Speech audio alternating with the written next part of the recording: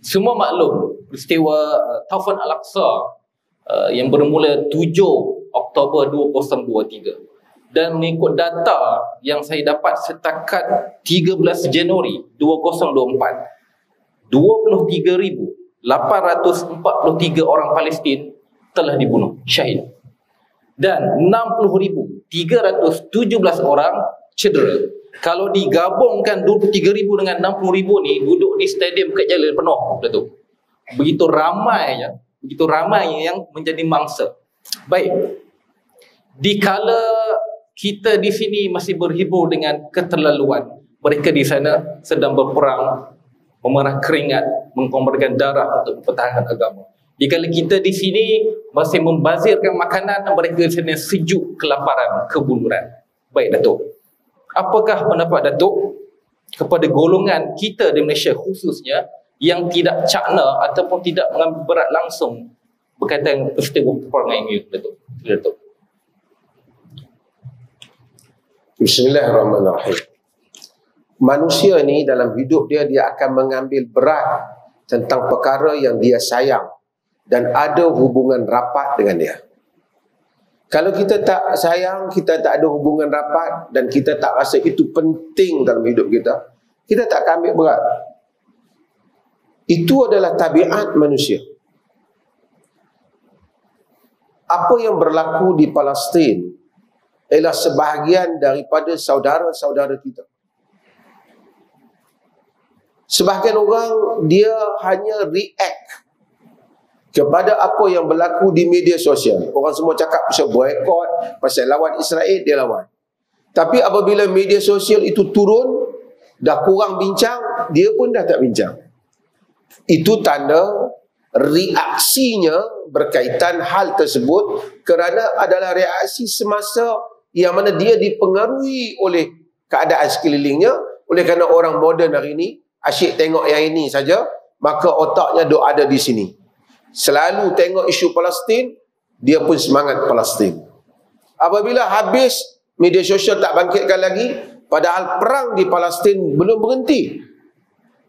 Israel membunuh setiap hari dan mereka juga terbunuh. Alhamdulillah. Kita pun tak beri perhatian, bahkan yang boikot dah tak boikot lagi, kan? Yang mana marahkan Israel dah tak marah lagi.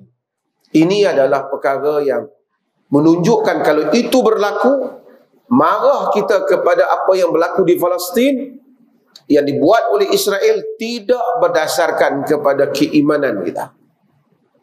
Allah Subhanahu wa taala menyebut, innamal mu'minuna ikhwah. Orang mukminun bersaudara.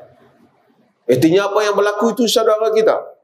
Allah Subhanahu wa taala menyebut, al-mu'minuna wal mu'minat ba'duhum awliya'u ba'd. Orang mukminun dan orang mukminat, orang yang beriman, sebahagian mereka menjadi pembela, menjadi penolong kepada sebahagian yang lain. Bahkan Allah menyebut, la tajidu qauman yu'minuna billahi wal yawmil akhir yuaduna man haddallaha wa rasulahu. You will not find a people who believe in Allah and the last day having or making friends with those who oppose Allah and His Messenger. Kamu tak akan dapati orang-orang yang beriman pada Allah dengan Allah dan Rasulnya, tiba-tiba dia having affection, boleh rasa kesian, sayang, ataupun boleh ada hubungan dengan orang-orang yang menentang Allah dan Rasulnya. Allah kata, kamu tak akan dapati, wahai Muhammad, walau kanu aba'ahum au abna'ahum au ikhwanahum au ashiratahum. Kalaupun sekalipun orang-orang itu bapa-bapa mereka, anak-anak mereka, kaum kerabat mereka, ataupun saudara mara mereka, ataupun kaum kerabat mereka. Itu satu perkara yang paling penting di dalam agama yang dinamakan konsep al-bara. Al-bara bermaksud seorang muslim mukmin berlepas diri, tidak akan bersekongkol dengan orang-orang yang menentang Allah dan Rasulnya. Kalau kita hilang, kita rasa okey, tak apa. Sebab kalau kita lawan mereka pun, kita pun ada kepentingan dengan mereka juga. Artinya kita tidak jelas. Kita tak jelas pada akidah kita. Akidah bukan soal mari sembahyang saja. Akidah bermula dengan la ilaha illallah. Tidak ada ilah melainkan Allah. Dan Muhammad ada Rasulullah. Kita menolak segalanya, menetapkan kebesaran hanya milik Allah Jalla wa'ala.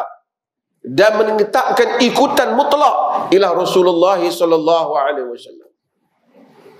Di dalam hadis yang sangat dhaif, disebut man lam yahtam bi amril muslimin falaysa minna. Siapa yang tak ambil berat urusan orang muslim bukan di kalangan kita. Tapi hadis ini tersangat dhaif.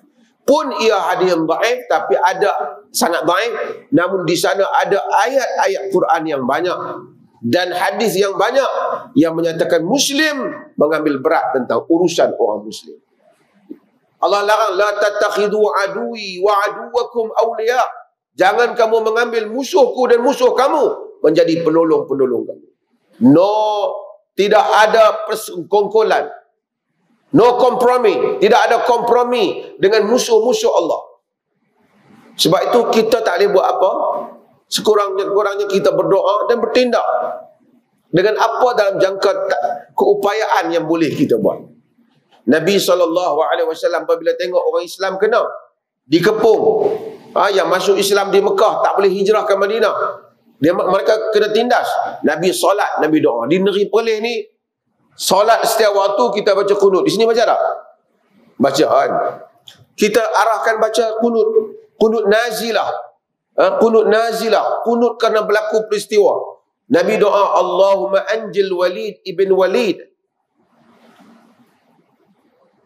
Ya Allah, selamatkan Al-Walid ibn Walid. Al-Walid ibn Walid ialah Al-Walid ibn Walid ibn Mughirah ialah saudara kepada Khalid bin Al-Walid. Masa tu Khalid Al-Walid tak masuk Islam lagi. Dia masuk Islam, tapi dia tak boleh nak lari mari ke Madinah. Nabi doa supaya Allah selamatkan mereka. Wa Ayyash bin Abi Rabi'ah, supaya Ayyash bin Abi Rabi'ah, Nabi minta supaya dia juga selamat.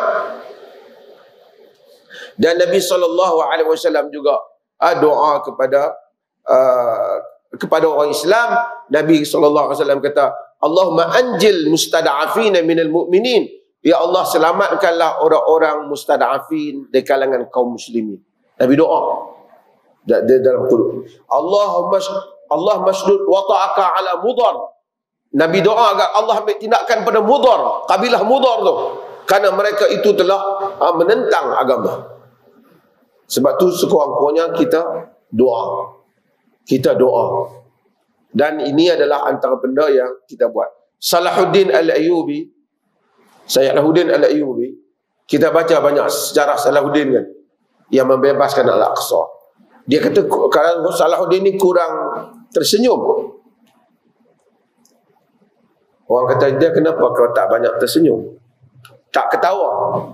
Dia kata, kaifa adhaku wal qudsu asir.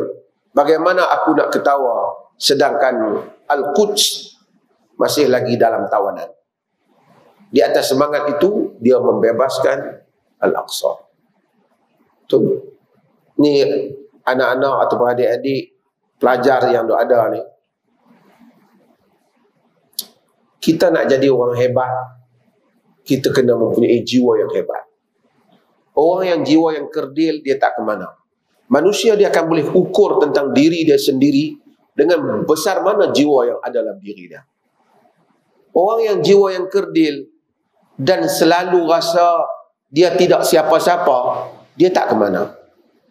Tapi orang yang jiwanya tidak kerdil, dia akan dapat berbuat sesuatu. Kadang-kadang kita buat satu tindakan, Allah, kalau aku tak buat pun dia pun Israel dah menang, macam tu juga. Ni orang yang jiwa kerdil. At least I will do something. That is my part. Itu bahagian kita. Orang yang jiwa besar, insya-Allah dia akan menduduki tempat yang bermakna dalam hidupnya, insya-Allah. So kita berbuat sesuatu bagi menyelamatkan saudara-saudara Muslim kita. Terima kasih.